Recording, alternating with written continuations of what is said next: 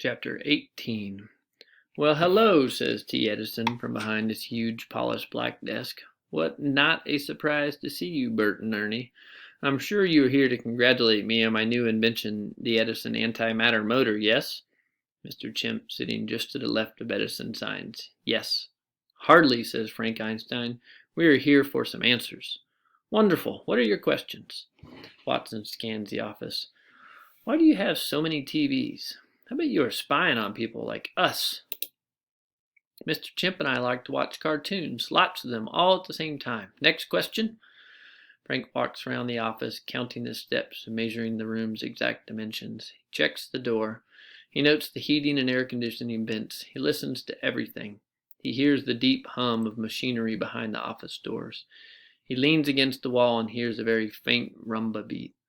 He watches Mr. Chimp take out a small metal box, dip his stick tool into it, and slurp a quick snack. A few ant legs drop on the desk. Now Frank is sure. Where are Clink and Clank? Edison raises his eyebrows in surprise. What's a clink and a clank? My robot, says Frank, without raising his voice. Frank pictures jumping over the desk, screaming at Edison and slapping the goofy look right off his face. But then he pictures Mr. Chimp with 98% of the same DNA but 5 times the strength of anyone fighting in the WWE, tossing him around and snapping most of the bones in his body without even breaking a chimp sweat. Frank takes the stick of gum out of his lab coat pocket and calmly chews it. The smart robots you robot napped from Frank's lab, says Watson, leaning threateningly over Edison's desk. Back, Mr. Chimp signs, adding a short barking "Hroop" that needs no translation. Smart robots, you say? How interesting. You two are quite the Pinky in the Brain, or maybe Goofus and Gallant. Watson backs away from the desk, but he can't take it anymore. You stole the idea of Frank's antimatter motor. You are wrecking our town to build a thing that collides atomic particles. Where are you hiding Clink and Clank? Mr. Chimp looks from Watson to Edison, points one finger at his temple, and moves it in a circle. Edison laughs. Now there's that question again. Okay, I guess I might as well tell you. Edison stands up. A couple of robots did stop by last night. One that looked like a shop vac and another like a big trash can. Yes, that's Clink and Clank, Watson yells. We talked for a bit, had a nice chat about producing antimatter cheaply, and then I sent them on their way. Yeah, right, says Watson. On their way where? Oh, to a friend's place. I think you and Frank's grandpa Al know him. Junkyard Dog. All the way on the other side of the lake. Edison makes a big deal of checking a brand new flashy gold watch. And they should be having a smashing good time. Right about now. So sorry that you are too late to save them. You what? Exclaims Frank. You gave them away to be smashed into scrap metal? Oh no, says Edison. I would never do something that crazy. I sold them. Got $10. Frank grinds his teeth, clenches his fist, he tenses every muscle, and then he shouts, No! Runs right at Edison. Frank pulls back his fist, leaps over the desk, and is caught in midair by a strong, hairy arm. Watson jumps in, kicking and swinging crazily. Another strong, hairy arm wraps around his waist. Edison laughs, a weird, panting laugh.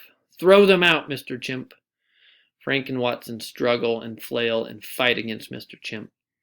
Watson kicks his legs helplessly in the air. Frank grabs the door jamb on the way out, but Mr. Chimp doesn't even seem to notice. He tosses Watson first and then Frank, each a good 20 feet out into the deserted lot. Nice visiting with you, Abbott and Costello, calls Edison from behind Mr. Chimp in the doorway. Mr. Chimp straightens his tie and seamlessly closes the door of the big black cube with a sticky shroom. Ow, groans Watson, rolling off a pile of bricks. Well, that went well, he says sarcastically. Frank stands up, looking strangely not that upset about getting tossed around by a chimpanzee, being called a lot of names, or losing his robot pals. Perfectly, Frank says, taking a quick look back at the cube and brushing off his lab coat. Chapter 19. Watson pounds the steering wheel of the jet speedboat. Are you kidding me? I couldn't tell you before because then you wouldn't have been convincing, says Frank from the passenger seat. You know you are a terrible actor and you can't keep a secret.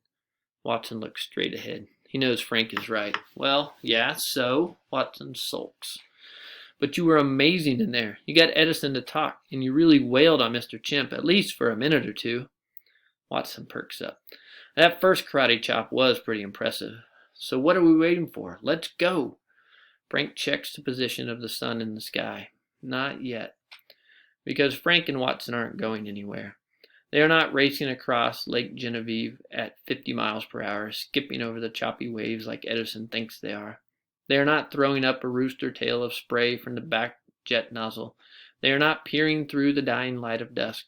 They are not running to junkyard dogs, hoping they are in time to save Clink and Clank from being smashed into tiny cubes by the car crusher. They are hiding in a boat dry docked on a trailer, just a short walk down the shore from the big black cube. The setting sun lights up the dramatically cloud-speckled sky in fiery reds and oranges. Frank leans back in his cushioned seat, hands behind his head.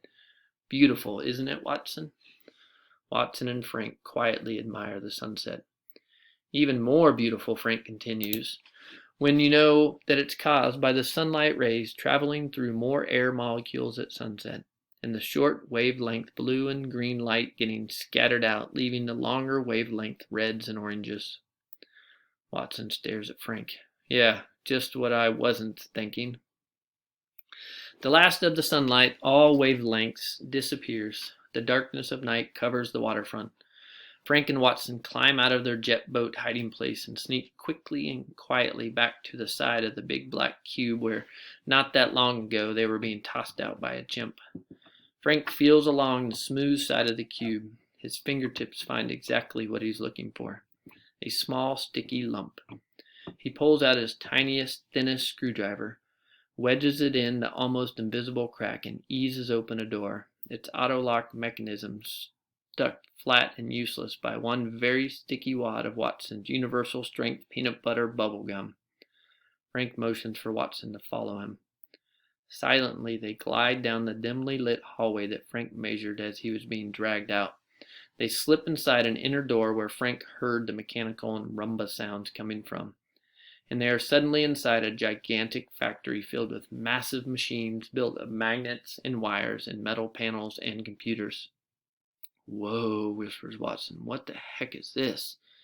Just what we thought. Edison's large atomic particle collider. So why did Edison need Clink and Clank in the antimatter motor if he has this? Frank looks around. Because my antimatter motor is faster and cheaper and better at powering that. Frank points to the far end of the factory against a brick wall where the emergency exit lights outline the shape of what has to be the world's biggest and most electromagnetic pink antimatter squirt gun powered by a very familiar small silver antimatter motor. No way, squeaks Watson. An access door just to the side of the antimatter squirt gun slides open. Shh, someone's coming. Two workers emerge, stepping into the circle of light around the squirt gun. The white light reflects off the one worker's glass head and the other worker's metal body. Clink, says Watson. And clank, says Frank.